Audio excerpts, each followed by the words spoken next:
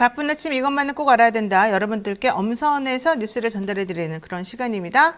듣기만 해도 이해가 쏙쏙 되는 뉴스백 시간인데요. 오늘도 이진하 기자와 함께하겠습니다. 어서 오십시오. 네, 안녕하세요. 네, 첫 번째 이슈는 뭡니까? 네, 주말 동안 윤석열 대통령과 한동훈 비상대책위원장 간의 갈등이 수면 위로 올라왔는데요.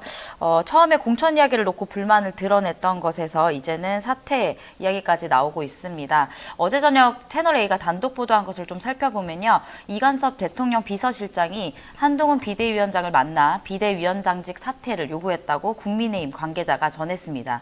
이 관계자는 한 위원장은 대통령실 비서실장으로부터 사퇴 요구를 전달받았다며 이 비서실장은 한 위원장에게 김건희 여사의 명품백 의혹에 대해 대응이 좀 섭섭하다라는 것으로 이제 전해진 걸로 알고 있다라고 말을 했는데요.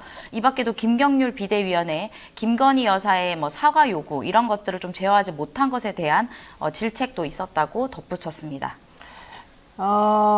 이게 사실은 제가 아는 바가 좀 있는데 여기서 이 썰을 풀 건 아니고 한동훈 비대위원장한테 뭐 하는 짓이야? 내가 너 그거 하라고 내보냈어? 이러면서 지금 좀 심하게 얘기가 오고 갔는데 김건희 여사 명품백에 대해서 한동훈 비대위원장이 자기 입으로는 처음에 말 안 하다가 김경률 씨 입을 통해 가지고 김경률 씨가 처음에 비대위원 임명된 다음에는 명품백 받으면 안 되고 이거 수사해봐야 되고 이런 식으로 좀 처음에 톤을 좀 높였다가 네, 리스크 리스크 김건희 리스크 네. 무시하면 안 된다. 네. 그러다 갑자기 그다음에 딱 톤이 바뀌었어요. 그다음 날 곧바로 또 그래서 이 사람은 뭐야 왔다 갔다 우리가 처음에는 야 그래서 김건희이 할 말을 하는구나 했다가 갑자기 또 태도가 싹 바뀌면서 한동훈이 김경률의 입을 빌어서 뭔가 하고 싶은 말을 했다가 혼났나 보다.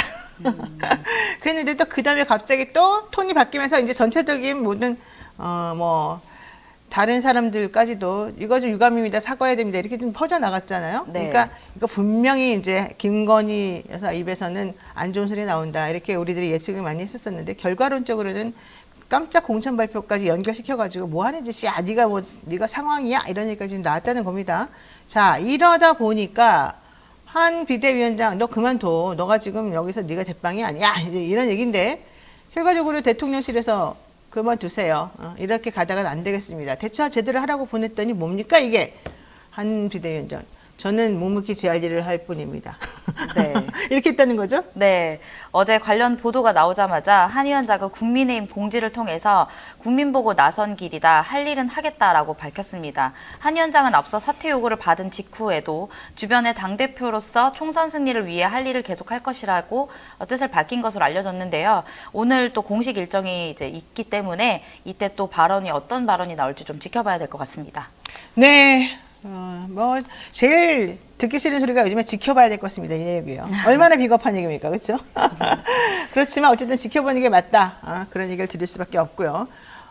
대선 뽕 맞았다. 이런 얘기까지 지금 네. 한동훈 비대위원장에게 들리는 얘기인데요. 사실은 이제 좀 돌아다녀 보니까 그동안에는 내가 대통령 때문에 여기까지 올라왔는데 내가 다 돌아다녀 보니까 대통령은 무관하게 나의 능력으로 나의 인기로 지금 앞으로 계속 갈 수 있을 것이다 이런 생각이 좀 드는 것 같고 제가 보기에는 한동훈 비대위원장이 이제 기자들 관리를 따로 계속 열심히 잘하거든요. 네. 근데 이제 기자들이 사실은 윤석열 대통령의 그 소통 불통 이런 것들 때문에 매우 화가 나 있는 상황에서 한동훈 비대위원장을 되게 많이 시켜주니까 네. 한동훈 비대위원장이 나는 대통령하고 달라. 이제 이 전략으로 계속 가요. 네. 그러면서 내가 대통령을 위해서라도 내가 소통을 더 잘해야지 이런 마음이 들다가 이제는 대통령 잘 못하지 내가 잘하지 이렇게 딱 가는 모양새예요. 여기에 그 부인들이 있습니다. 네. 대통령은 김건희 여사가 있고 한동훈 비대위원장은 진은정이라는 부인이 있습니다. 부인들을 비교해보면 또 달라집니다. 이 부인들의 입김이 이제 들어갑니다. 한동훈 비대위원장의 처가에는 진씨네 식구들이 있습니다. 검찰에서 또 라인이 쫙 있는 이 진신의 검사 출신들이 쫙 있는 라인이 있습니다. 이 얘기는 제가 나중에 썰로 풀겠습니다. 자, 어쨌든 중요한 거는 그러면서 한동훈 비대위원장이 지금 전면에 나설 수 있는 아직까지 힘이 없기 때문에 지금 이렇게 급하게 본인에게 뭔가 딱 철퇴를 가하는 모습을 보고 좀 놀랐다. 이 시기적으로는 이번이 아니라 다음 주 정도일 거라고 했는데 이번에 너무 갑자기 훅 들어와서 좀 놀랐다. 이런 것 같더라고요. 자, 어떻게 수습이 될지는 상황을 좀 봐야 될 것 같은데 이미 터졌어. 내가 보기에는 돌이킬 수 없어. 자, 두 번째 이슈 민주당 얘기 가보겠습니다. 이재명 대표 그리고 이해찬 전 대표 회동했습니다. 결과적으로는 민주당 정신 차리고 빨리 제대로 된 통합해서 공평, 엄정, 공천 제대로 해가지고 이번에 180석 넘겨서 한번 해봅시다. 151석 이재명 대표가 얘기했지만 그거 가지고 안 됩니다. 이게 지금 이해찬 상임고문의 주문입니다. 네, 어제 이재명 대표와 이해찬 상임고문이 오찬을 함께하며 총선 승리를 위한 해법 모색을 한 것으로 알려졌습니다. 회동 후 기자들을 만난 이 대표는 이번 총선을 통해서 대한민국 평화와 경제, 민주주의를 되살려야겠다라는 그런 각오로 좋은 방안이 있는지 제가 많이 여쭈었다 하면서 당의 갈등 없이 통합을 유지하고 공천 과정에서 공정한 시스템에 따라 엄정하게 공정하게 공천하는 게 매우 중요하다는 말씀을 들었다라고 말을 했습니다. 이 상임 고문은 지난 총선에서 또 대표직을 맡아서 총선의 큰 승리를 이끌어내기도 했기 때문에 여러 측면에서 조언을 얻은 것으로 또 보입니다. 또 이 고문은 올해 4월 총선에서 아주 크게 이겨서 꽃을 피우는 것이 매우 중요하다. 아무쪼록 미력이나마 이번 선거에 도움이 될 수 있도록 최대한 노력을 하겠다라고 밝혔습니다. 네, 사실 이해찬 상임고문의 영향력이 민주당 내에서 얼마나 센지는 상상도 못할 겁니다. 이해찬 상임고문이 실질적인 실세죠. 이 공천 관련해서도. 이재명 대표는 사실 공천에 그렇게 싹 직접적으로 많이 관여하지는 않아요. 여러분들이 아는지 모르는지 모르겠지만 사실 외부에서는 뭐 친명이 뭐 어쩌고저쩌고 하지만 사실 친명보다도 이해찬 대표 라인이 훨씬 더 세다는 얘기들이 있을 정도입니다. 예? 왜냐하면 이해찬 대표가 선거를 그동안에 많이 이겨왔고 또 이해찬 계파들이 많이 있기 때문이고 이해찬 계파가 사실은 친명 계파들하고 많이 다르지 않고 같은 라인으로 가고 있기 때문이죠. 어쨌든 두 사람의 회동을 놓고 당내 비명계 중심으로 제기되는 공천 학살 우려를 불식하기 위한 행보다. 왜냐하면 친명만 가지고 되게 친명이 좁단 말이에요. 네. 이분들만 가지고는 너무 시끄러운 이 상황을 정리 못하니까 이제 이해찬 대표 계열이 나선 거죠. 네. 그래서 공천 학살 그런 얘기 시끄러워 그만해. 내가 정리해줄게. 국민공천 지금 들어서는 마당에 더 이상 시끄럽게 하면서 당내 분란을 야기하면 이제는 봐주지 않겠어. 이런 모양새로 저는 지금 가는 거다라고 지금 생각을 하는데요. 네, 기존의 지역구에 있던 뭐 비명계 의원들을 겨냥해서 친명계 자객 출마 논란 같은 것들을 좀 불식시키기 위한 것으로 좀 보이는데요. 어제 강선우 대변인은 이날 기자들에게 이 고문이 과거 대표직을 역임할 때 공정한 공천 관리로 민주당의 통합을 이끌어낸 바가 있다. 민주당이 더 하나가 되는 통합의 길을 관해 말씀을 나눴고 이미 민주당은 시스템 공천을 해왔기 때문에 그 내용을 이어갈 것이라고 밝혔습니다. 네, 맞습니다. 자, 국민공천이라고 하는 새로운 시도를 지금 민주당이 하고 있기 때문에 전 이건 매우 잘하고 있다고 생각하고요. 만약에 그렇지 않으면 또 뭐 친명들끼리 자기네만 다 해먹는다 이런 얘기들이 들릴 수 있어서 오히려 공천 시스템이 되게 투명하게 이루어지고 있다는 것을 국민들에게 알리면서 좀 새로운 혁신이 이루어지고 있다는 거를 본인들 스스로도 인정하고 외부로도 표현하는 것이 필요하다라는 생각이 듭니다. 자, 그렇다면 국민의힘도 지금 공천 가지고 난리가 났는데 민주당도 만약에 문제가 생길 것 같으면 빨리빨리 도려내서 빨리빨리 내보내고 나머지 사람들이 우리 공천이 이렇게 깨끗해 라는 걸 알려주면서 오히려 국민들에게 신뢰를 주는 것이 필요하지 않겠나 생각이 드네요. 네. 자, 세 번째 이슈 보겠습니다. 이준석 개혁신당 출범을 했습니다. 자, 자기네끼리 좀 뭉친다고 합니까? 그 얘기는 좀 동상이몽이 된 것 같은데요. 그래요? 네, 이준석 대표가 개혁신당 이제 그 초대 대표로 선출된 이후에 이제 이번 총선에서 개혁신당을 사회 개혁의 길로 이끌어 보겠다라고 밝혔습니다. 네. 총선을 승리로 이끌겠다고 다짐을 했는데요. 초대 대표의 이준석 정강정책위원장을 만장일치로 선출했고요. 정책위의장에는 김용남 정책기획위원장, 사무총장에는 김철근 창당준비위원회 사무총장, 또 최고위원회는 천하람, 허은하, 이기인 공동창당준비위원장이 선출됐습니다. 이후 이제 당대표 수락 연설에서 이 대표는 매번 혐오니 갈라치기니 싹수론이니 덧붙이면서 인신공격으로 그것을 막아보려는 사람들에게 당당하게 맞설 시간이 왔다라고 하면서 이번 총선에서 개혁신당을 사회개혁의 길로 이끌어보겠다라고 말을 했습니다. 근데 어쨌든 제3지대가 어떻게 모이느냐 이거에 따라서 사실은 중도표가 어떻게 갈리느냐 이 기로에서 있기 때문에 중요할 것 같은데요.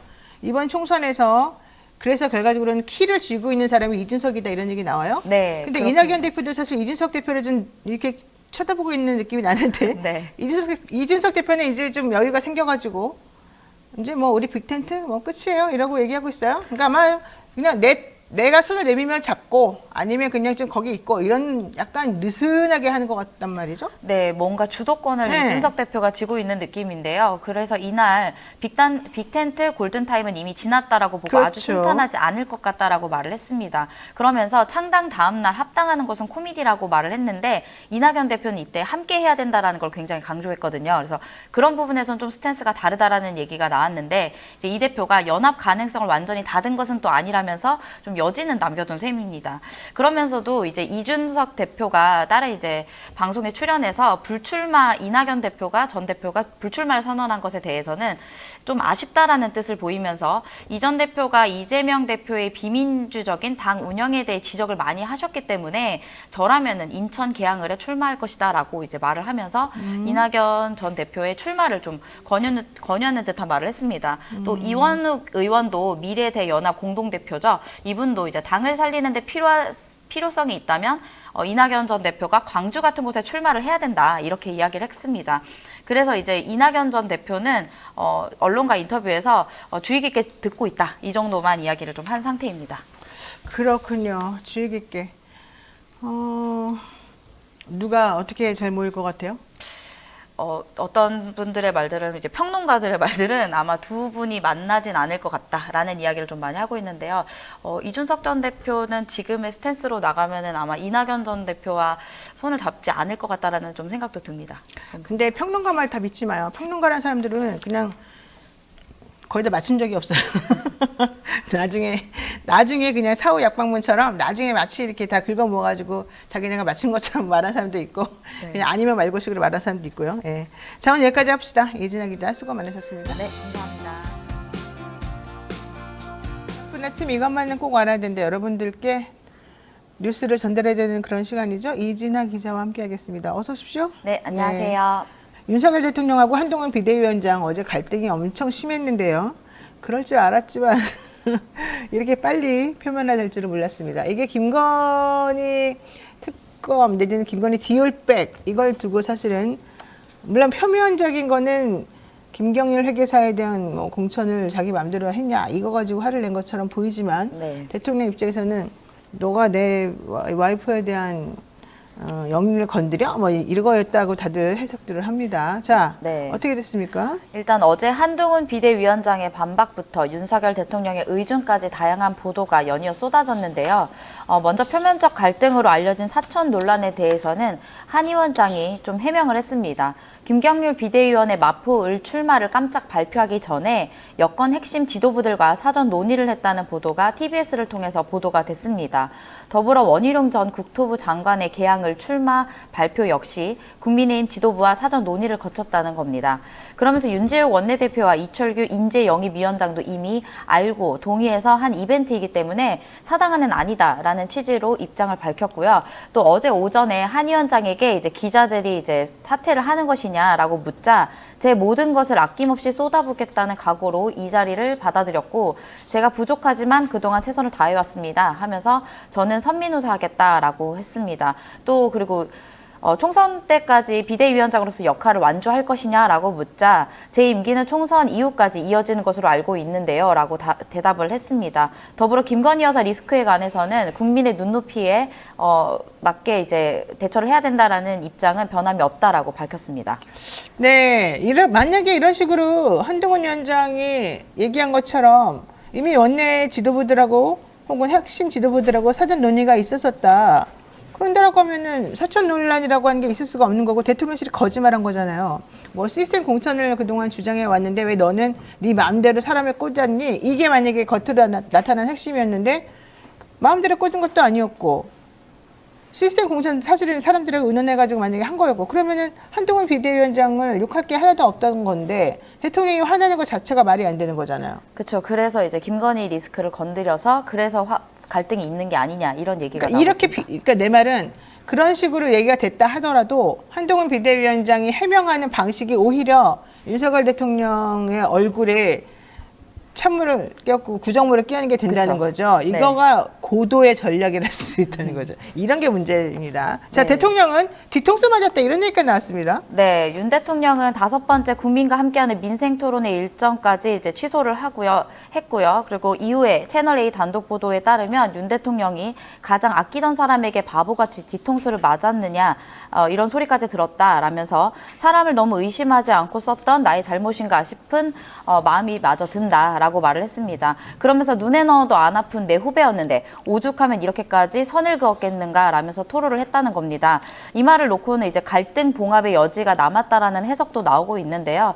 그리고 또 이제 한 위원장이 비대위를 맡기 전에도 비대위원장직은 임시 관리니까 중진들과 잘 상의해야 된다고 당부를 했고 또 위원장직이 끝나면 다시 내각으로 돌아와 국정 경험을 쌓으라고 당부했다는 내용도 좀 전했습니다.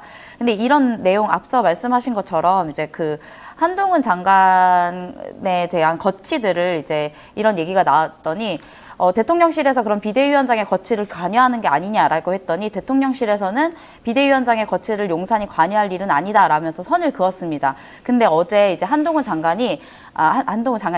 위원장이 이제 자신의 그런 해명을 하면서 사퇴 요구를 받았지만 자신은 거절했다라고 말해서 결국에 대통령이 사퇴를 요구한 것이다라는 얘기를 언론에 본인이 흘리게 된 것인데요. 그것 때문에 이제 둘의 갈등이 더욱더 격화가 된 것으로 보입니다. 이 게임은요, 한동훈 승이에요. 보세요. 윤석열 완전히 지금 망신당한 거예요. 자기 마누라 살리겠다고 당에 개입한 대통령 망신살 뻗치는 거죠. 게다가 마치 대통령이나 다른 사람 전부 다 신경 안 쓰고 비대위원장이 혼자 한 것처럼 그렇게 몰아갔는데 알고 봤더니 그게 아니라 이게 지금 스스로 지금 얘기가 나온 거잖아요. 네. 게다가 대통령이 나 뒤통수 맞았네 이랬지만 사실 그게 아니었잖아요. 그럼 본인이 거짓말하고 괜히 생쇼했다는 얘기밖에 안 되는데 이렇게 얼굴을 완전히 낯을 들고 다닐 수 없게 지금 창피스러운 상황이 돼버렸는데 이러면 결국 누가 줬습니까? 한동훈 위원장만 살아나는 거예요. 한동훈 위원장만 난 거짓말하는 사람이 아니야. 나는 생쇼하는 사람이 아니야. 난 제대로 다 했어. 난 너한테 보고했고 너네랑 다 오케이가 됐던 사람. 이렇게 되는 거고. 네. 윤석열 대통령은 당에 사사 껌껌 개입하는 사람, 자기 와이프의 비리를 덮으려고 이 사람 저 사람 다 욕하고 다니는 사람, 대통령이 돼가지고 한 나라를 다스릴 생각은 안 하고 한 나라를 제대로 행정적으로 장악할 생각은 안 하고 맨날 쓸데없이 집안 문제 가지고 시끄럽게 하는 사람, 그러면서 그걸 덮기 위해서 자기 당에 있는 중진들 다 공격하고 국회의원들 전부 다 불러다가 한 명 공격하는데 동원하는 사람, 이런 사람밖에 안 되는 거거든요. 이거 네. 오래 못 가죠, 이렇게 되면. 또 그렇게 되면 이제 대통령실에서 한 위원장의 거취를 직접 언급한 것은 사실상 당무 개입이자 그럼요. 이거 매우 문제가 큰 거죠. 공천 개입으로 비춰져서 위법 소지가 있는 것으로 보이는데요. 여기에 대해서는 이재명 더불어민주당 대표도 이제 비난을 했습니다. 대통령이 특정 정당의 선거, 총선과 관련해 이렇게 노골적이고 깊숙이 개입한 사례가 있었냐며 정당 활동과 당무, 선거 부분과 공직자의 정무는 구분되어야 되는데 지금 공직자는 선거 관여 또는 정치적 중립 의무 위반이 상당히 문제가 되는 것 같다라고 했고요. 이낙연 대표도 권력 내부가 가관이다 이렇게 비판의 목소리를 냈습니다. 내가 계속 주장한 게 다 지금 나오고 있어요. 내가 말한 대로 다 돼요. 지금 보세요. 내가 처음에 김경률 나왔을 때 김경률이가 한동훈을 대신해서 이 얘기를 먼저 꺼내줘서 분위기를 만들어 놓고 그러다가 딱 분위기 본 다음에 아닌가 봐요 이래가지고 살짝 돌아섰다가 또 이 김건희에 대한 여론이 안 좋으면서 김건희의 듀얼백이라든가 리스크를 해결해야 된다는 목소리가 나오니까 사실 우리는 그렇게 하고 싶었어라고 하면서 또 다시 태도를 싹 바꿔가지고 사람들로부터 좀 표를 얻어요. 그러니까 눈치 보고 있던 국민의힘 사람들이 다 같이 동조를 하면서 점점 이제 이 리스크에 대해서 언급을 하기 시작합니다. 이 분위기를 도저히 참을 수 없는 김건희와 대통령 입장에서는 하나를 먹여서 빵 해가지고 입 좀 다물어라 이렇게 하고 싶은 거죠. 그래서 그걸 위해서 한동훈에게 뒤통수 맞았네, 사천이네 이제 난리가 났어요. 공천을 함부로 하네 만에. 그렇지만 결국 안을 들여다보게 되니까 아니야. 게다가 한동훈이 그때 놀래가지고 나 그럼 그만두겠어. 이래야지 이제 대통령의 위신이 쓰는 건데 한동훈 위원장 나는 할 일 하겠습니다. 끝까지 가겠습니다. 난 달라지지 않겠습니다. 이렇게 나가면 대통령하고 거리를 두고 자기는 올바른 방향으로 끝까지 가는 대쪽 같은 훌륭한 이미지를 자기는 끝까지 가져가겠다는 게 돼요. 그러면 대비가 되는 거죠. 대통령은 좀 그런 사람이 되는 거고 이쪽 위원장은 어쨌든 대통령하고 차별화를 시키면서 자기 정치를 할 수 있는 기반을 마련하는 거고 네. 이렇게 남을 이용해서 이 김경률만 나중에 바보 된다니까요.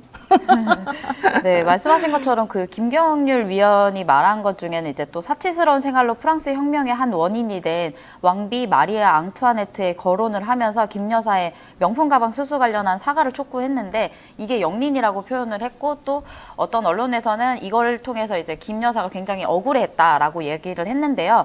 또 한 가지 또 전해드리면 어제 이종배 서울시 의원이 김건희 여사 불법 촬영 인권 침해 기자회견을 한 후에 서울의 소리를 대상으로 국가인권위원회에 인권 침해 진정을 또 접수했습니다.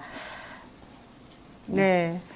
지금 어제 이 상황을 보고요. 뭐라고 얘기하고 있냐면요. 저와 같이 이 법조 라인들, 특히 윤석열과 한동훈을 잘 아는 법조 사람들, 검사 출신들은요.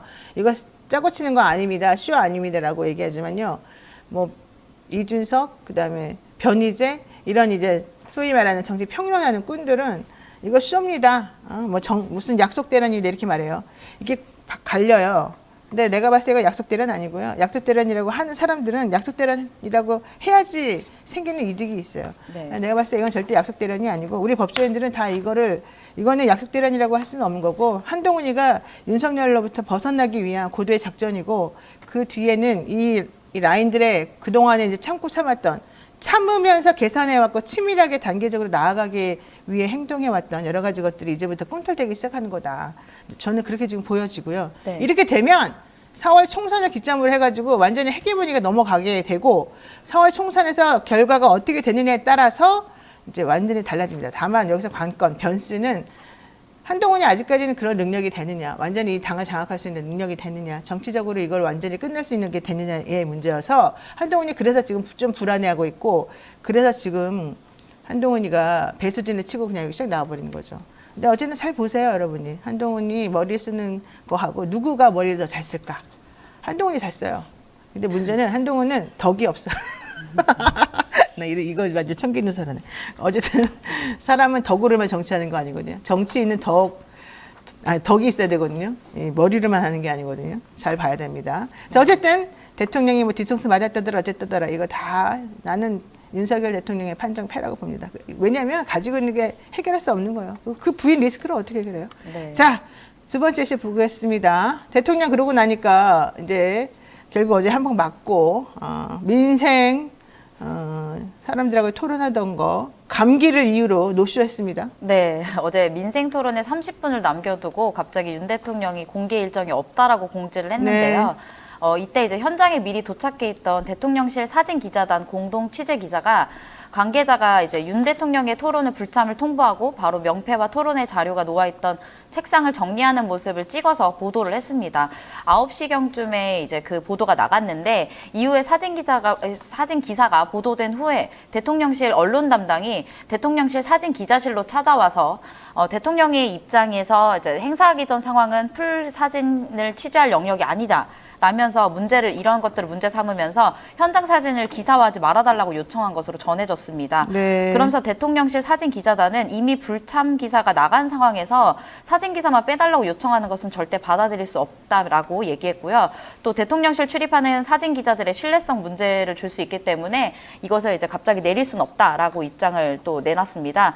이제 이후에 이 사안으로 징계 등의 불이익이 내릴 경우에는 문제를 제기할 것이다라고 이제 사진 기자 측에서 얘기를 했더니 이제 그 뒤에는 이제 자리를 이제 유감을 표시하면서 자리를 떠났다고 하는데요. 네. 이런 사진 보도도 할 수 없는 이런 상황, 이런 통제하려는 상황들에 대해서 좀 언론에서는 좀 회의적인 입장과 그리고 좀 이런 대통령실에 대한 우려가 나오고 있습니다. 아니 감기 걸리면 못 돌아다녀요. 우리는 감기 걸리거나 말거나 1년 12달 이러고 돌아다니는데 그리고 그분은 감기 걸려도 술 잘 드셔요. 예? 왜 하필이면 청량리만 못 가시는 거예요. 심기가 불편하니까 못 가는 거죠. 심기가 불편해서 모든 것은 다 마음에서 나오는 겁니다. 마음을 딱 다스리고 여러분 이 상황을 객관적이고 냉정하게 봐야 돼요. 이렇게 분기탱천하고 맨날 격노하고 화내고 그거 하면 안 됩니다. 조금 마음을 다스려 보세요. 한번 스스로 이렇게 다 손을 얹어놓고. 그러면 좀 편안해질 수 있습니다. 그리고 자기 화난다고 막 아무나 자르지 마시고 아무나 욕하지 마시고 요즘은 그런 거 안 통합니다. 자, 방심위원 얘기도 한번 해볼까요? 윤석열 대통령이 총선을 앞두고 방송 장악, 뭐 성공하고 있는 건지 정말 짜증나서 이놈의 방송 장악은 정말 큰 역사 앞의 죄입니다. 죄. 방심위원 2명을 17일에 해임했어요. 근데 아니 솔직히 이 문제가 촉발된 게 류희림 씨가 민원 사주 해가지고 이렇게 된 건데 오히려 그런 걸 지적했던 사람을 2명이나 잘라요? 말이 돼요 이게 지금? 그걸 이제 빌미로 2명을 해임했고요. 네. 그 뒤에 이제 어제 여권 추천 문재환 한국외대 법학전문대학원 전임 교수와 이정옥 전 KBS 글로벌 전략센터장을 위촉했습니다. 두 위원이 위촉되면서 방심위는 여야 6대1 구조가 됐고요. 지난 6개월간 6명의 야권 추천 위원 중에 5명이 해촉된 가운데 김진표 국회의장이 추천한 2명의 방심위원은 윤 대통령이 석 달이 지나도록 임명을 하지 않고 있습니다. 이에 따라 민간 독립기구인 방심위를 둘러싼 정치 편향 논란이 더욱 커질 것으로 보입니다. 그렇군요. 방심위원들이 저도 옛날에 그 선거방송심의를 잠깐 선거 기간 동안에 한 적이 있었었는데 서로 합의제 기간이에요. 그래서 우리는 그 당시에 사람이 정말 많았었거든요. 그래야지 서로 토론도 되고 얘기도 되고 그러지 않습니까? 그리고 방송에 문제가 된다고 생각했던 방송이 있으면 뭐 그 PD도 불러가지고 얘기도 하고 그래요. 근데 이런 식으로 편파적으로 운영이 되고 자기네 편들만 다 데려다 앉혀놓고 제대로 얘기한 사람들 잘라버리고 있을 수 없는 일입니다. 도대체 우리나라 방심위는 왜 이 모양이 됐을까? 왜 이 모양 이 꼴이 되고 아직도 찍소리도 못하고 있을까? 찍찍 한번 누가 해보지? 나는 너무 부끄러울 거다. 이 방송통신에 종사하는 분들은 역사가 심판할 것이다. 정말 부끄러운 줄 알아라. 이 말을 꼭 해주고 싶습니다. 다른 사람들 정치하더라도 이렇게까지 창피하게 하진 말아야 된다. 이 얘기를 꼭 하고 싶고요. 류희림 방심위원장 정신 차리세요. 일을 그런 식으로 하시면 절대 안 됩니다. 뭡니까 이게? 부끄럽지 않습니까? 네, 여기까지 해야 될 것 같습니다. 욕은 제가 혼자 다 먹겠습니다. 우리 이진아 기자는 좋은 말 하는 것으로 팩트만 전달한 것으로 제가 정리해드리겠습니다. 이진아 기자 수고 많으셨습니다. 네. 알아야 될 뉴스만 엄선해서 대신 정리해드리는 그런 시간입니다. 듣기만 해도 이해가 쏙쏙 되는 뉴스백 시간인데요. 이진하 기자 함께하겠습니다. 어서 오십시오. 네, 안녕하세요. 네, 지금 대통령실하고 한동훈 국민의힘 한동훈 비상대책위원장하고 엄청나게 빵 터졌다가 갈등이 확전될 것을 우려해서 좀 정리가 되는 모양입니다. 네, 어제 두 사람이 서천에서 약 3주 만에 만났는데요. 지난 신년 인사회 때 짧은 만남 이후 처음이자 갈등 사태를 겪은 지 이틀 만입니다. 이날 한동훈 비대위원장이 오후 1시쯤 대통령보다 먼저 화재 현장에 도착했고 이후 30분이 지난 후에 윤 대통령이 도착을 했는데요. 윤 대통령 모습과 마주하자 한 위원장이 90도 가깝게 허리를 숙이면서 인사를 했습니다. 윤 대통령은 허리를 굽힌 한 위원장에게 손을 내밀며 악수를 청했고 한 손으로는 한 위원장의 오른쪽 어깨를 툭 치면서 가볍게 어깨를 감싸 안기도 했습니다. 네, 두 사람은 화재 현장의 상가 건물과 소방 텐트를 차례로 방문하면서 줄곧 가까운 거리를 함께 걸었는데요. 언론 보도에서는 20년간 검사 선후배로 지냈던 모습이 다시 회복된 것으로 보였다라고 했지만 사실 영상을 여러 가지 보면요. 조금 어색한 모습도 좀 보였습니다. 어쨌든 두 사람은 서민과 재해 지원을 실효적으로 과감하게 해야 한다는 취지의 이야기를 나눈 것으로 전해졌고요.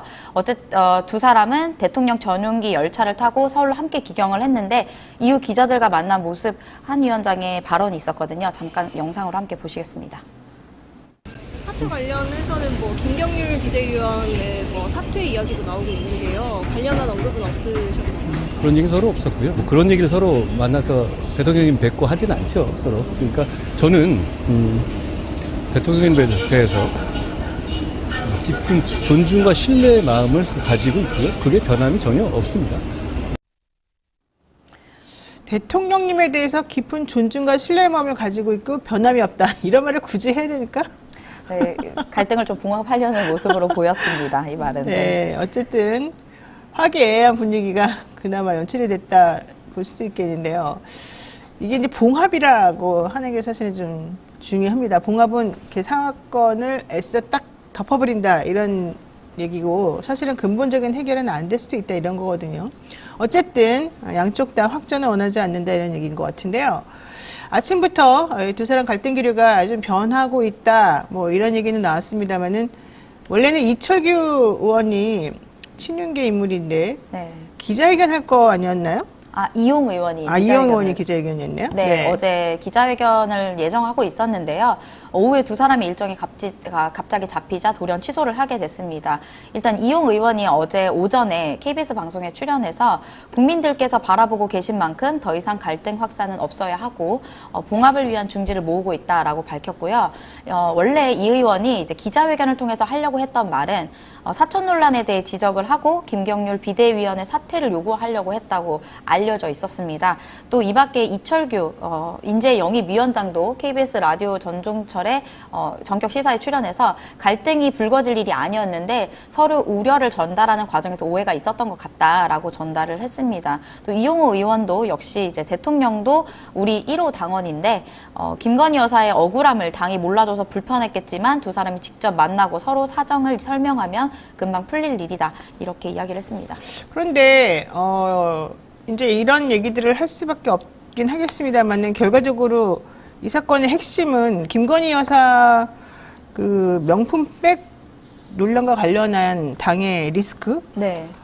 이런 것들을 어떻게 해결할 것이냐에 대한 서로 간의 해결 방법이 좀 달랐다는 문제하고 김경률 비대위원을 갑자기 정청래 민주당 의원이 있는 곳에 꽂으면서 사천 논란이 불거진 거였잖아요. 네. 이 문제는 어떻게 해결하기로 한 건 없지 않습니까? 아직은 없는데 일단은 김경률 위원에 대해서 사퇴를 하라는 얘기가 계속 나오고 있습니다. 오늘 아침에도 나왔고요. 그런데 김경률 의원은 사퇴 안 할 거라고 계속 네. 나오고 있어서 만약에 이게 대통령실 입장에서 보자면 김경률 의원이 비대위원이 실질적으로 사퇴를 해야지 그나마 체면이 쓰는 건데 네. 그게 아니잖아요 지금. 네, 그래서 오늘 또 뉴데일리가 아침 단독으로 냈는데요. 대통령실과 이제 대통령실 고위 관계자와 통화를 했다라면서 이제 나온 내용인데, 대통령실 고위 관계자는 봉합이란 표현을 쓰고 싶지 않다라고 밝혔고, 현장 합동 점검을 계기로 이틀 만에 극적 봉합된 것으로 여겨졌지만 아직 앙금이 가시지 않았고 갈등이 현재 진행 중이라는 사실이 대통령 고위 관계자 입을 통해서 전달된 것인데요. 그러니까 여기서 나온 것을 조금 보도를 종합해 보면요. 김경률 위원의 사퇴 이런 것들이 조금 중요할 것으로 보입니다. 앞으로. 또 어제 저녁에 한 9시쯤에 TV조선에서 단독으로 낸 보도에서는 또 김건희 여사가 명품백 논란에 대해서 사과를 하겠다라는 입장을 밝혀서 이 두 가지가 함께 이루어지면 실질적인 갈등이 조금 좀 사그라드는 게 아니냐 이렇게 될 것 같습니다. 얘기가 될 것 같습니다. 네, 원래 사실 의원총회를 열어가지고 한동훈 비대위원장 사퇴가 논의될 뻔하다가 수도권에 있는 국민의힘 의원들이 그렇게 되면 우리 안 된다. 우리는 한동훈 위원장 비토 못한다. 이래가지고 사실은 갈등 봉합의 모양새가 갖춰진 걸로 제가 확인을 했는데 앞으로도 사실 이렇게 되면 비대위원장 입장에서는 한쪽으로는 흐뭇하겠습니다. 어쨌든 본인이 지분을 가지게 된 거고 대통령하고는 차별화를 된 거고 아직 대통령 임기가 많이 남아있는 상황에서 운신의 폭이 조금 좁았는데 본인의 지지 기반을 반윤과 비윤 쪽으로 조금 몰았다는 게 중요한 거잖아요. 이러다 보니까 이준석 전 대표가 자꾸 뭐 약속대로 이런 얘기를 하면서 개혁신당에서 뭔가 좀 지분을 가져가려고 했던 것들이 한동훈 위원장의 그런 모습 때문에 좀 빛을 발하는 그래서 정말 정치가 전략적으로 움직이고 있다는 그런 얘기들이 계속 나왔던 것이죠. 네. 자, 그런 상황이라고 한다면 앞으로 김건희 여사 사과 이걸로 해결이 될까요? 사과를 하면서 또 예전에 그 대통령 후보 시절에 그 사과문을 발표했던 것처럼 또 그런 게 반복되지 않겠냐 이런 얘기가 나오는데 사실 그러면서 특검을 약간 무마하듯이 하는 모양새가 좀 나올 거라는 생각도 좀 듭니다. 그런 부분에서. 그러게 참 이게 애매한 게 지금 사과 얘기 나오자마자 또 다시 명품 백이 아니라 파우치다 이러면서 또 약간 지금 사건을 축소시키려는 그런 얘기들이 있는데 사과로 끝나면은 뭐 그게 뭐죠? 사과하는 게 무슨 의미가 있나요? 사과를 못 받아가지고 우리가 이러는 건 아닌데. 네, 또 글쎄요, 모르겠습니다. 지금 결과적으로 이렇게 되면 김건희 특검법이 제의됐을 때 20명 정도만 있으면은 해결이 된다고 그러던데, 어떻게 될지.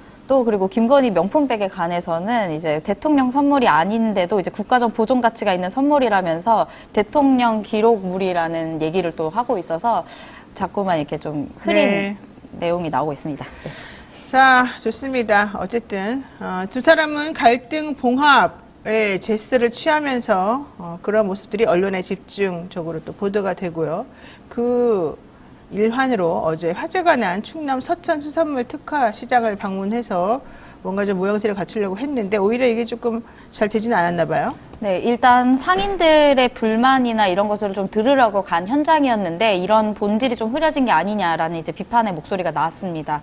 윤 대통령과 한 위원장이 만난 장소가 전날 오후 11시 8분쯤에 불이 나서 내부 농수산물과 먹거리동을 제외한 227개소, 그러니까 전체 점포 중에 78개소가 전소된 곳인데요. 이 자리에서 두 사람의 만남을 기다리던 상인들은 만나지 않고 약 35분 정도 머물다 간 것으로 알려졌습니다. 시간 순서별로 조금 다시 보면요. 오전 7시에 김태흠 도지사가 방문했고 이때 상인들 대부분이 밤을 지새우면서 윤 대통령이 온다고 해서 기다리겠다 했더니 이제 그때 먹거리동 2층에서 모여서 기다려달라고 했다고 합니다. 이후에 1시쯤에 한동훈 위원장이 도착을 했고 30분 뒤에 윤 대통령이 현장에 와서 인사를 나눈 후에 관계자들과 통제실 앞에서 야외에서 현장 설명을 또 들었는데요. 근데 죄송합니다. 그 대통령 일행이 상인이 있는 먹거리동에 들리긴 했지만 1층에서 약 5분 정도만 머물고 간 것으로 알려졌습니다. 그렇게 해서 2시 10분쯤 대통령 일행이 떠났고 이 소식이 먹거리동 2층에 기다리고 있던 100여 명의 상인들에게 전달되자 상인들은 시장을 방문한 대통령이 정작 피해 상인들에게 한마디 위로나 어떤 발언도 없었다라면서 사진만 찍고 가냐, 불구경 왔냐 이런 식으로 이제 불만을 표출했습니다. 네, 충남 서천 수산물 특화시장에 불이 났는데 전체적으로 한 78% 정도가 전소가 됐어요, 점포가. 78개소가 아니라. 그런데 이제 김태흠 지사가 대통령이 오니까 만나가지고 여러 가지 애로사항을 얘기를 해라. 그래서 밤새워서 이분들이 이제 진화도 하고 난 다음에 정리하다가 기다렸죠. 힘든 몸을 이끌고. 결과적으로는 못 만났다는 거잖아요. 네. 지금 이분들 매우 화가 났을 것 같은데 김태흠 지사가 기다려달라 해가지고 기다렸는데 왜 못 만난 겁니까? 김태흠 지사가 기다리라고 했는데 이때 여러 매체에서 다양한 이야기가 좀 나왔습니다. 먼저 오마이뉴스에 따르면요. 경찰 관계자가 현장이 어수선하고 동선이 복잡하다는 이유로 상인들과 면담이 취소된 것으로 안다라고 말을 했고요. 뉴시스 보도에서는 일부 상인들은 대통령을 만나려 했으나 경호원들이 내려가지 못하게 막았다 이렇게 주장을 한 것으로 전해졌습니다. 또 한겨레 보도에는 몇몇 상인들이 사무실에서 뛰쳐나가려고 하자 경호원이 막아서 몸싸움을 벌여졌다라고 보도를 했습니다. 어쨌든 이런 논란이 있었는데 김수경 대통령실 대변인은 이날 낸 성명 브리핑에서 현장에 온 150여 명의 피해 상인들을 대통령의 방문에 감사를 표하고 눈물로 어려움을 호소했다라고 브리핑을 했습니다. 또 상인 대표는 대통령께서 직접 방문해 주셔서 정말 감사하다면서 대통령 방문에 화답을 했고 현장 상인들 모두가 대통령에게 박수로 감사를 보냈다라고 했는데요. 좀 현장의 내용과 동떨어진 모습이 나왔습니다. 그래서 실제 영상을 보면요. 상인들은 그 항의를 하는 모습들이 나왔거든요. 영상을 먼저 좀 보고 돌아오겠습니다. 아침 7시에 또 폐기하고 있었는데 그냥 운당해가지고 우리가 그냥 그냥 그리려고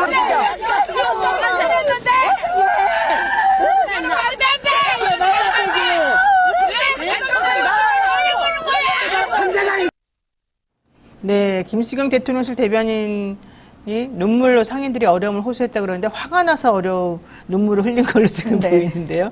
그리고 자, 나온 그 이후에 이제 대통령실 사진 뉴스에 나온 사진에서는 여러 사람들에게 둘러싸여 있는 대통령의 모습이 나왔는데 거기 모습을 좀 잘 살펴보면요.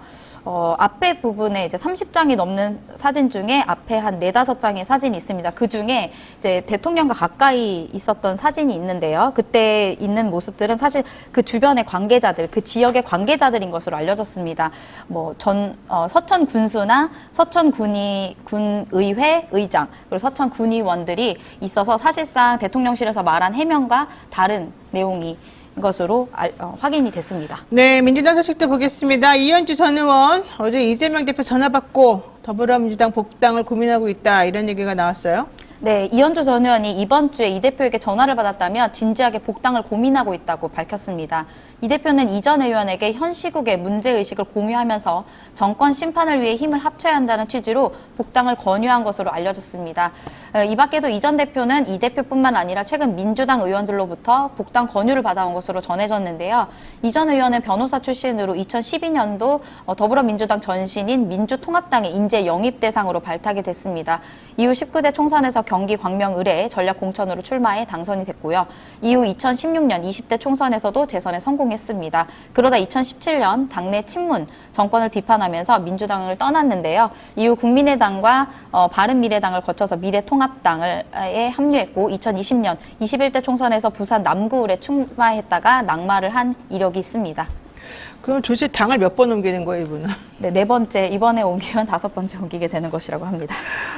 네. 여기까지 해야 될 것 같습니다. 네. 이진혜 기자 수고 많으셨어요. 네, 감사합니다. 나쁜 아침 이것만은 꼭 알아야 된다. 여러분들께 뉴스를 엄선해서 정리해드리는 그런 시간입니다. 듣기만 해도 이해가 쏙쏙 되는 뉴스픽 시간인데요. 저희가 목요일에는 이 뉴스픽을 조금 풍성하고 좀 구체적으로 하고 있습니다.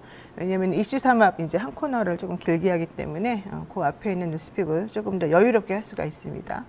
오늘은 이진아 뉴스마터 기자와 함께 하겠습니다. 어서 오십시오. 네, 안녕하세요. 한동훈 비대위원장하고 네. 윤석열 대통령하고 딱 붙었다가 조금 봉합하고 열차 같이 타고 정리를 하는 것처럼 이제 보이긴 했었습니다. 네. 윤석열 대통령이 그러면서 사실 이 사건이 촉발되게 된 원인인 김 여사 이 논란을 어떻게 할 것인가 이제 이 부분에 대해서 사람들이 좀 궁금했었잖아요. 네. 이번에 신년 기자회견을 아마도 하나 언론사, 그러니까 좀 KBS가 요즘에 좀 우호적으로 생각하니까 특정 언론사인 KBS와 인터뷰하는 형식으로 대체를 하고 김건희 여사 명품 가방 수수 의혹 등에 대해서 직접 설명하겠다 이런 식으로 가닥을 좀 잡은 것 같이 보이죠? 네, 일단 기자회견을 두고 장고에 들어갔던 대통령실이 어제 KBS와 신년 대담 형식으로 진행할 것이란 보도가 나왔습니다. 이 자리에서 윤 대통령은 김 여사를 둘러싼 논란 등을 직접 설명하고 국민들의 이해를 구하는 방안을 검토하는 것으로 알려졌는데요. 이것은 최근에 김 여사 논란에 대한 입장 표명이 필요하다는 여론을 의식한 것으로 분석됩니다. 더불어 최근 논란이 됐던 김경률 비대위원 외에도 국민의힘 내부 의원들이 한 목소리로 사과가 필요하다고 말한 것에 따른 것이란 해석도 나오는데요. 어제 또 한동훈 비대위원장에게 기자들이 김 여사 입장 표명이 필요하다라고 보냐라고 묻자 제 생각은 충분히 말씀드렸다면서 지금까지 말씀드려 온 것에 대해서 더 말하지 않겠다라면서 말을 아끼는 모습을 좀 보였습니다.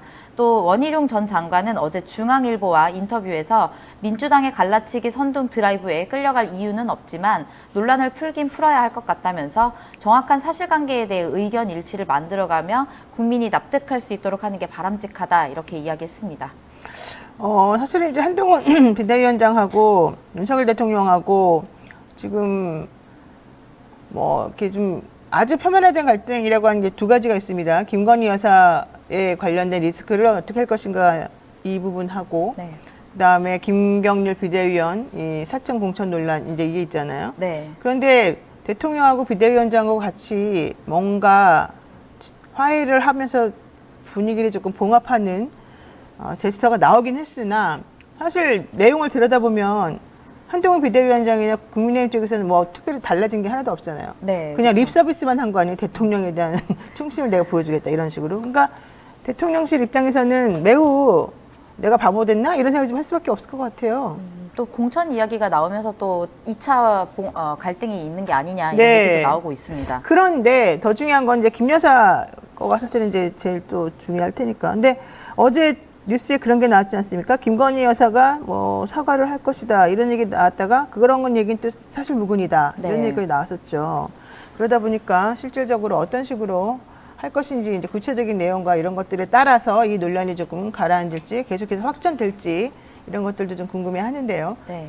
그래서 김건희 여사가 직접 해명하는 것은 어쨌든 부적절하니까 차라리 대통령이 나가서 네. 국민을 설득시키겠다 이런 얘기잖아요. 네. 그러면 기자회견이나 기자회견을 한다 치고 그 시기나 수위 이런 거에 대해서 구체적으로 얘기 나온 게 있어요? 네, 아직까지 나온 것은 없고요. 수위나 방식에 대해서는 여전히 고심하는 것으로 알려졌습니다. 네. 논란에 대한 해명이나 사과 외에도 임기가 3년이나 남았기 때문에 재발 방지에 대한 의지를 천명하고 또 대책을 함께 내놔야 한다는 것인데요.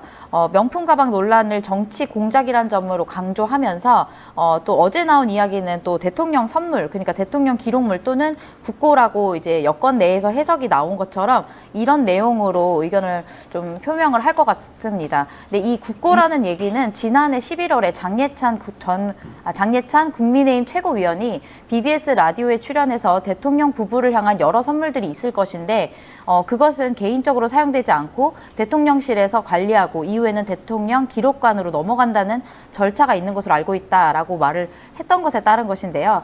하지만 여기에 대해서는 여권 내 논란도 있는 것으로 보입니다. 어제 검찰 출신 국민의힘 김웅 의원은 김건희 여사의 명품 가방이 대통령 기록물이라면 갤러리아 명품관은 박물관이냐라고 반문을 해서 여전히 여권 내 논란이 있는 것으로 보입니다. 다시 말해보세요. 김 네. 의원이. 갤러리아 명품관이 박물관이냐? 네, 이렇게 반문을 했습니다. 와, 김용 의원은 어제 그 다른 CBS인가요? 거기 나가가지고 그 김건희 여사 해외 나가든지 네. 어디 딴 데 가져라 막 이런 얘기까지 해가지고 지금 사실은 이 발언 수위가 매우 셌는데 네. 재밌네요. 자, 이축호님께서 사과는 필요 없어요. 조사하고 법의 심판을 받으세요 이랬거든요. 그러니까 이런 식으로 대통령이 뭐 나서서 대신 사과하고 김 여사가 사과하면 끝인 것처럼 자꾸 분위기를 몰고 나가는 거, 이게 제가 보기에는 가장 큰 문제인 것 같은데 네. 어쨌든 그럼에도 불구하고 대통령실이나 여권에서는 김 여사가 그냥 입장 표명하고 사과하는 뭐 이런 방식, 혹은 뭐 대통령이 대신 사과하는 방식, 어쨌든 사과를 하면 수사는 조금 멀어져가는 이런 거를 노리는 것 같습니다. 네.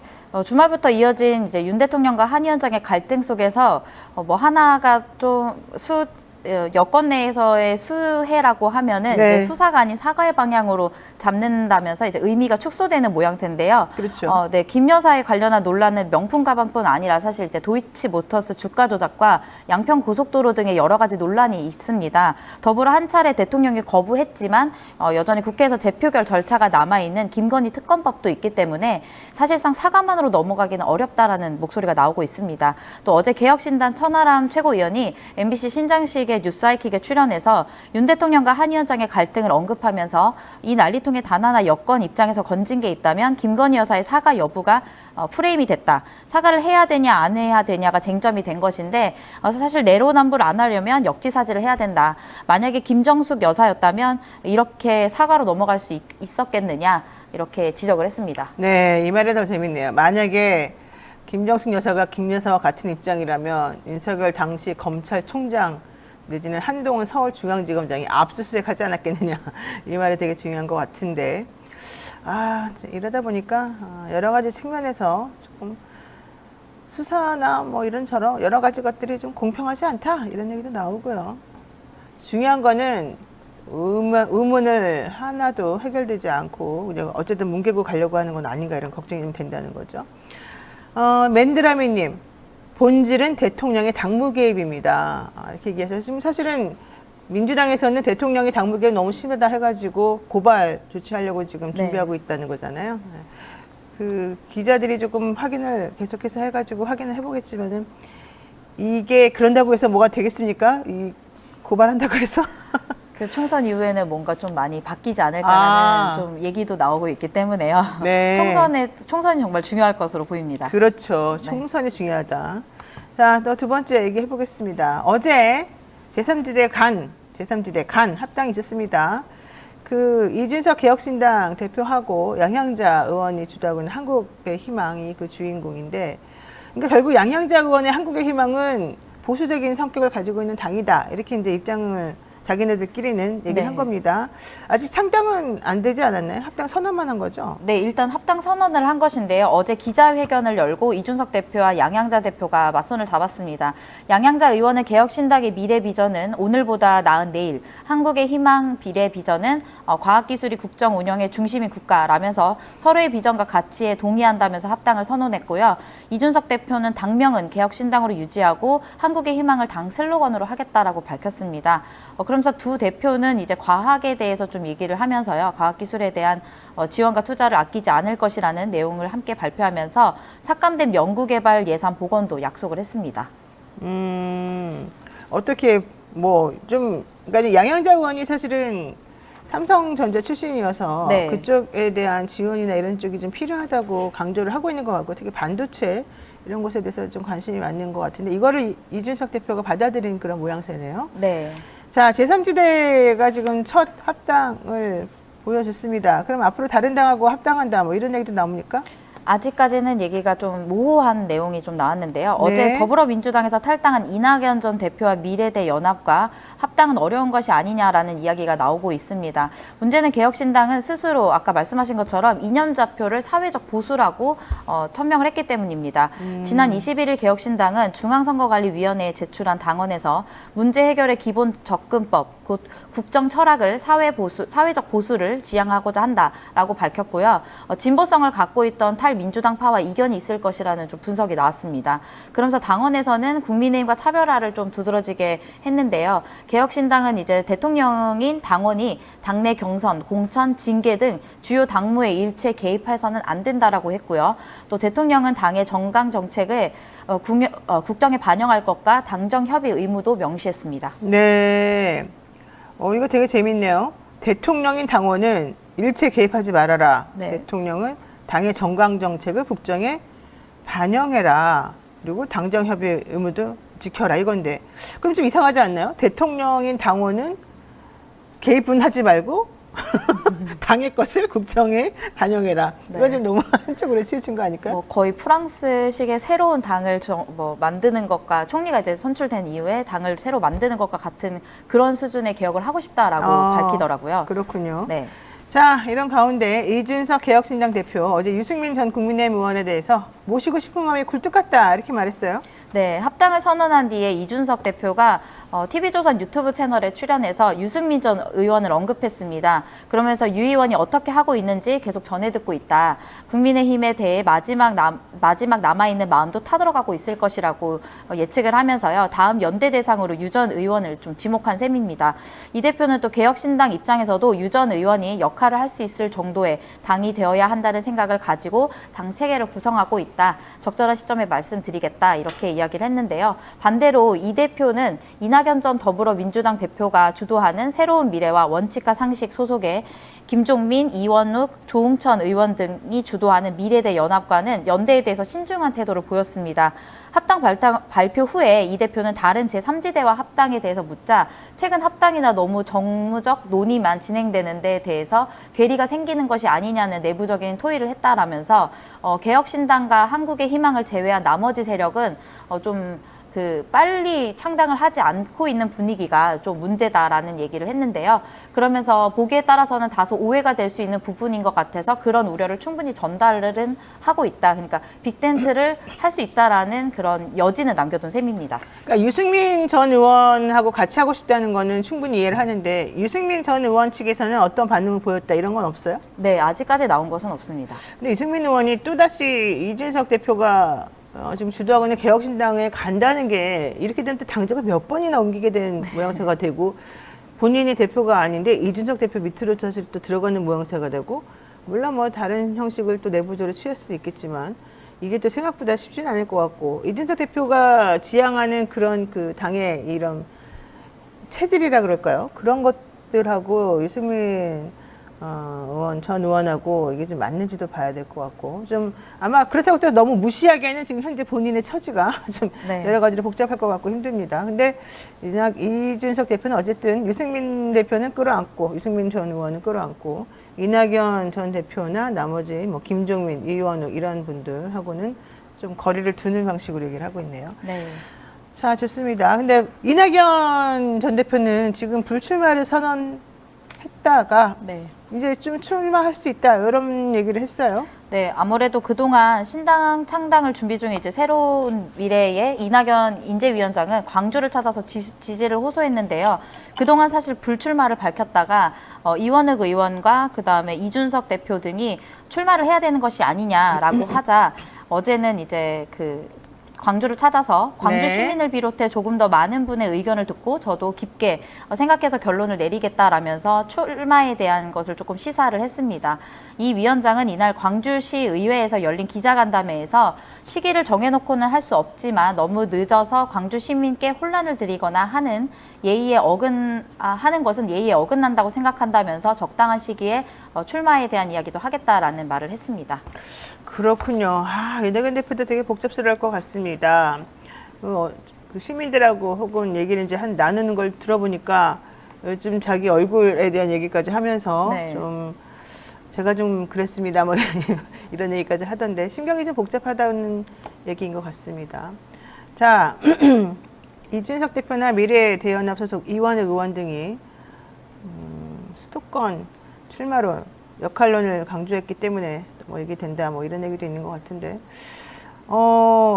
결과론적으로 좀 마음을 바꾸게 되고 뭐 이렇게 되는 얘기가 도대체 왜 나오는 겁니까? 아무래도 앞서 말씀드린 것처럼 그런 함께 할 빅텐트를 예상하고 있는 삼지대에서 좀 역할론을 강조했기 때문으로 보이는데 이제 다만 호남에서 지지율도 좀 변수가 될 것으로 보입니다. 네. 지난 저희 화요일 날 발표됐던 미디어 토마토의 조사 결과에 따르면은 사실상 이준석 신당보다 낮은 지지율을 보여서 총선에서 좀 이제 이낙연 전 대표의 실제 역할이 얼마나 있을지는 좀 미지수인 셈이기 때문입니다. 네. 근데 사실 뭐 호남 출마론, 수도권 출마론 이게 조금 본인 입장에서 매우 부담스러울 것 같아요. 혹시라도 떨어지게 되면 완전히 위상이 네. 떨어지는 거고 만약에 그렇다고 또 그런 걸 걱정해서 안 나가자니 명분이 또 조금 약해지고 정치인이라고 하는 게 조금 이렇게 애매한 부분들이 확실히 있는 것 같습니다.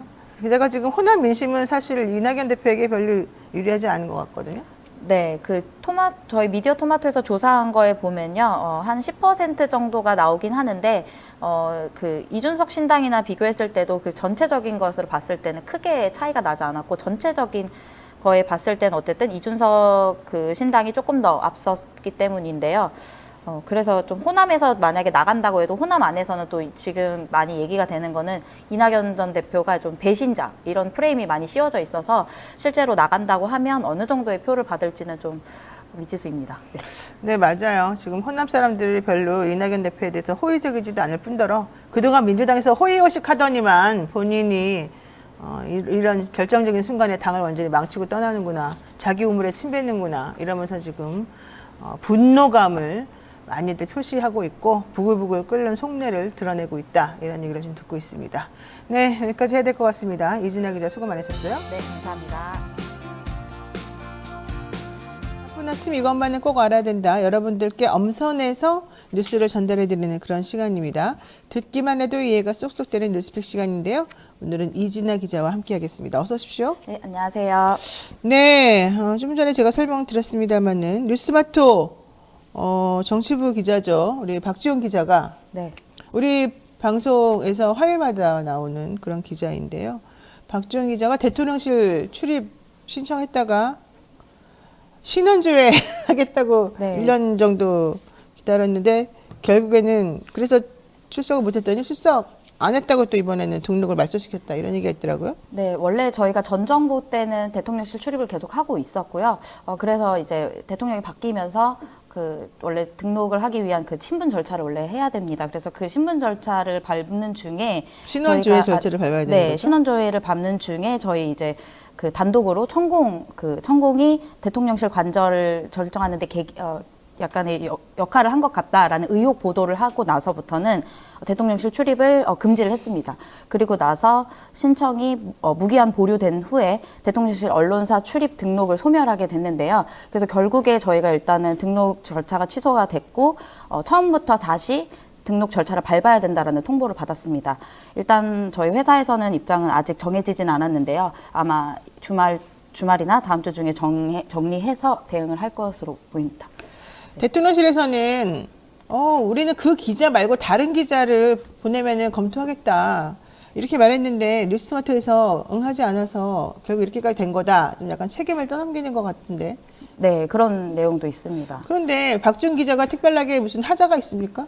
아니요, 뭐 특별하게 하자 없고 그러면은 해외도 그 기자에게 그 기자는 말고 다른 기자 보내라고 하는 거는 말이 안 되는 거 아니에요? 네, 일단 의혹 보도 때문에 그런 것으로 저희도 이제 의심이 되고요. 그거 말고는 특별한 사유가 없고 사실 이전에도 어쨌든 전 정부 때도 대통령실을 출입을 아무런 문제 없이 했기 때문에 이번 정부에서만 그렇게 이야기하는 것은 아무래도 그런 좀 대통령실이 불편해하는 보도를 했기 때문이 아닌가 이런 생각이 듭니다. 그러니까 이런 게다가 이제 어쨌든 그래서 계속 기다리고 있었고 출입을 못 하고 있었더니 너네 1년 동안 출입 안 했지 이러면서 또 등록을 말소시켜 버리고 아니 이게 무슨 황당한 일이죠? 이렇게 물어보니까 다른 기자 보내봐 우리가 한번 검토해 볼게. 아직까지는 확정은 아니야. 검토만 해볼게. 지금 여기까지 얘기가 나온 거예요. 네, 그런 상황입니다. 야 이게 지금 언론사에게 대통령실에서 언론사 출입 기자 너 보내, 넌 안 돼, 넌 내 맘에 들어, 너 이 기사 썼지, 이거 안 돼, 이거 우리가 싫어하는 기사인데 네 맘대로 써도 되니? 이렇게 지금 해가지고 출입을 제한할 수 있는 것이 아닌데 게다가 뭐 그동안에는 정말 문제 없이 기자로서의 본분을 다 지키면서 대통령실 출입했던 정치부 기자인데 갑자기 이 정부 들어가지고 못하게 한다? 아유 저는 좀 이해가 안 됩니다. 요즘 제가 이제 방송통신심의위원회나 뭐 이런 쪽에 뭐 억울한 일 있으면은 언론 중에 요청하세요. 뭐 이런 광고를 들으면서 오면서 오늘 생각한 게 네. 예전에는 그쪽에 내가 뭔가 진정하고 의문을 제기하고 이러면은 그쪽에서 공정하게 해결해 줄 거라는 믿음이 있었으나 요즘엔 정말 그런 걸 믿을 수가 없다 이런 생각하면서 이게 참 한심한 상황이다 생각했는데 대통령실이 어제 뉴스토마토에 대한 그런 조치를 보고 진짜 좀 절망스러운 느낌이 들었습니다. 정말 이해가 안 됩니다. 솔직히 말해가지고. 오뜨기 스머프님 대통령실 출입할 필요 없어요. 기사거리조차 없네요. 써니님 잘렸다는 것은 그만큼 잘하고 열심히 했다는 증거입니다. 네, 태결사님 탄핵 사유 10가지도 넘어가네요. 어떤 것이 진실인지 모르겠습니다만 국민의 얘기를 좀 들어주시기 바라겠습니다. 대통령실에 계신 관계자 여러분들께 제가 정중하게 요청드립니다. 네, 여기까지 저희 뉴스마트 소식을 좀 알려드렸고요. 어제 배현진 국회의원 강남의 한 거리에서 돌멩이로 머리를 가격당하는 네. 그런 일이 벌어졌습니다. 이게 근데 10대 소행이다 이런 얘기더라고요. 네, 지금까지 알려진 건 10대 소행이라고 나와 있고요. 어쨌든 어제 좀 사건을 말씀드리면요. 배현진 의원이 어제 오후 5시 18분쯤 서울 강남구 신사동의 한 건물 안에서 강남구 중학생 A군에게 돌로 머리 뒤쪽과 얼굴 등 무차별적으로 가격을 당했습니다. 의원실에 따르면 피해자 A군이 건물 안으로 들어가던 배 의원을 뒤따라와서 국회의원 배현진이 맞냐라고 물은 뒤에 갑자기 습격을 했다고 합니다. 의원실 관계자는 손바닥 크기의 돌이 쪼개질 정도로 가격을 했고 머리에서 피가 흘렀다라고 전했는데요. 또 배 의원실이 이제 공개한 건물 CCTV 영상에 따르면요. 배 의원이 건물 내부로 들어선 직후에 뒤따르던 A군을 보면서 무언가 말하는 순간 A군이 갑자기 오른손으로 머리 얼굴을 가격하기 시작했습니다. 지금 영상에 나오는데요. 네. 그리고 나서 곧바로 배 의원이 바닥으로 쓰러진 후에도 A군이 계속해서 가격을 했습니다. 18초 정도 동안 한 17차례 가격을 했다라고 또 보도도 되고 있는데요. 그런 이후에 이제 배 의원을 폭행한 A군은 배 의원 도착 30여 분 전부터 해당 건물 주변에 서성이는 장면도 담겨 있던 것으로 확인됐습니다. 아니, 그러니까 이게 사실은 너무 놀랍고도 갑작스러운 일이어서 일단 배현진 의원 빨리 쾌유하시기를 바랍니다. 그리고 얼마나 놀랐을까 많이 걱정도 됩니다. 그리고 이런 일이 있으면 안 되겠죠. 근데 지금 이재명 민주당 대표에 대한 그 테러 칼로 목을 이렇게 잘 어쨌든 그런 이후에 지금 배현진 의원에 대해서까지 이런 일이 벌어졌기 때문에 지금 여당 야당 뭐 할 것 없이 이 상황에 대한 근본적인 물음이나 이런 것들을 조금 생각해 봐야 될 때인데요. 어쨌든 지금 배현진 의원 상태는 어떻습니까? 네, 일단 배 의원의 상태는요. 순천향 병원에 바로 입원을 했는데요. 박석규 신경외과 교수가 브리핑에서 배 의원이 놀란 상태였지만 출혈이 아주 심하진 않다라면서 1cm 정도의 열상이 있어서 그것을 봉합한 상태고요. 임시 입원한 상태라고 합니다. 일단 뭐 현재 의식이 있고요. 생명에는 지장이 없는 상태라고 합니다. 그리고 일단 그 A군은 특수폭행 혐의로 바로 현장에서 체포가 돼 조사를 받고 있습니다. 지난 2일 이재명 민주당 대표가 개안에게 테러를 당한 지 23일 만에 벌어진 일이라 많은 이들에게 충격을 주고 있는데요. 경찰이 A군 범행 동기 등을 이제 조사를 하고 있는 상황에서 일단 피의자가 미성년자이기 때문에 이런 점을 감안해서 수사 상황과 신상 정보 등은 일단 확인할 수 없는 상태라고 말을 했습니다. 만 15세의 미성년자라고 지금 이 가해자에 대한 얘기가 나오고 있는데, 왜 이랬을까요? 참 이해도 안 되지만 이런 일이 정말 있어서는 안 됩니다. 여당하고 야당이 입장을 내놓은 게 있습니까? 네, 일단 그 중학생 얘기를 잠깐만 더 하면요. 네. 평상시에 카톡이나 이런 단톡방에서 정치 이야기를 좀 많이 했다고 합니다. 그래서 일단은 그런 것 때문에 정치 혐오나 이런 거에 대한 테러가 아니냐 이렇게 보이고요. 또 일단 한동훈 국민의힘 비상대책위원장이 어제 입장을 내놨는데요. 절대 일어나서는 안 되는 일이 일어났다. 진상이 명확하게 밝혀져서 범인을 엄벌해야 한다라고 말을 하면서요. 막역한 추측이나 분노로 국민들이 걱정하고 불안해하지 않도록 하겠다. 이렇게 덧붙였습니다. 그리고 배 의원과 어제 잠깐 만났다라고 얘기를 했는데요. 배 의원과 대화를 했고 국민들에게 너무 걱정 말라는 말을 전해달라고 하면서 덧붙였습니다. 또 이재명 대표는 SNS에 믿을 수 없는 사건에 상처가 저릿해온다. 어떤 정치 테러도 용납해서는 안 된다라는 글을 남겼습니다. 네. 제가 잘 몰랐는데 물어보니까 이 미성년자 이 학생들이 또 즐겨보는 정치 유튜브 채널이 또 따로 있다 그러더라고요. 네. 근데 있어요? 네, 많이 그 짧은 그런 소식들을 정리해서 올리는 그 청소년들이 하는 것도 있고요. 그리고 대학생들이 하는 그런 것들도 있더라고요. 그러니까 20대 청년들이 네. 이제 하면은 좀 더 아무래도 자기보다 나이가 조금 더 많은 아주 많지 않은 어쨌든 동 상황을 좀 공유하는 공감대가 있는 사람들이 아주 쉽게 내용을 설명해 주면서 또 아주 빠르게 그들의 언어로 설명을 해주기 때문에 거기에 쏙쏙 빠져들어갈 수가 있다 이런 얘기를 하던데 그런 유튜브를 좀 많이 본 건 아닌가 이런 좀 우려도 좀 합니다 사실은. 근데 그래서 뭐 어떤 가치관을 가지는 거는 두 번째 문제고 이렇게 폭력을 행사하는 건 있을 수가 없는 일이고 특히 이재명 대표에 대한 테러 행위가 있었던 것 때문에 문제가 컸었었는데 이 상황에서 또 그런 행위를 한다는 것 자체가 많이 우려스러운 상황인 것이죠. 어쨌든 여당이든 야당이든 이런 일은 일어나서는 안 되는 일이다. 배 의원의 쾌유를 빈다. 이런 얘기는 지금 다 하고 있는 것 같습니다. 자, 그리고 또 두 번째 총선을 얼마 남겨놓지 않은데 아직도 선거제 지금 해결이 안 됐습니다. 네, 지금 총선이 75일 남았는데요. 게임의 룰의 기본인 선거제도 방향이 아직 나오지 않은 상태입니다. 민주당에서는 선거제 개편과 관련해서 이제 정치개혁 특위에서 진전이 없었기 때문에 당론 채택 여부를 결정할 수 없다 이런 식으로 나왔는데요. 의원총회를 열긴 열었는데 정개특위 야당 간사인 김용배 의원이 현재 선거제 협상이 어떻게 진행되고 있는지 설명하는 정도에 그쳤고 지도부들도 어떤 구체적인 의견이라든지 민주당 의원들의 의견 표명이 적극적으로 하는 그런 분위기가 형성되지는 않았다고 합니다. 정치권에서 그래서 해석하는 것은 민주당이 결국 실리를 고려해서 절충형이라고 할 수 있는 권역별 비례제를 선택할 수 있다는 전망이 또 보도되기 시작했습니다. 한국일보의 경우에는 이제 어제 보도에서는요, 내부 설문조사 결과를 좀 보도를 했는데요. 비례대표제를 관련해서 의원들한테 설문조사를 했더니 권역별 비례대표제와 연동형 비례대표제에 대한 선호 비율이 55대 45. 그러니까 권역별. 네, 죄송합니다. 권역별 병립형, 권역별 비례대표제가 좀 더 선호가 높았다. 이렇게 나왔습니다.